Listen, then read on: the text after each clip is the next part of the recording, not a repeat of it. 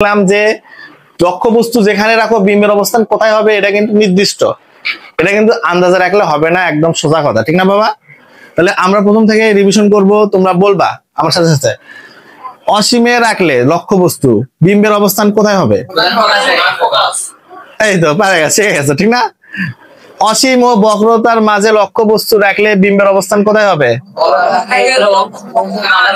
আচ্ছা, বক্রতার কেন্দ্রে রাখলে কোথায় হবে? লক্ষ্যবস্তু বক্রতার কেন্দ্রে রাখলে বিম্বের অবস্থান কোথায় হবে? বক্রতার কেন্দ্রে হবে। তারপরে বক্রতার কেন্দ্র ফোকাসের মাঝামাঝি যদি লক্ষ্যবস্তু রাখো বিম্ব কোথায় হবে?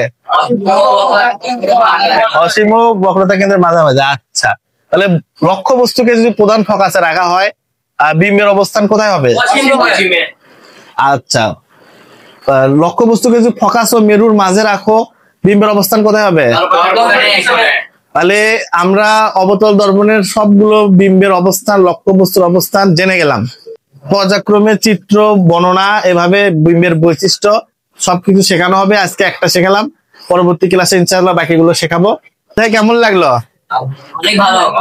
এবং চিত্র সম্পর্কিত সকল জ্ঞান পেয়ে গেলে কিনা? ঠিক আছে।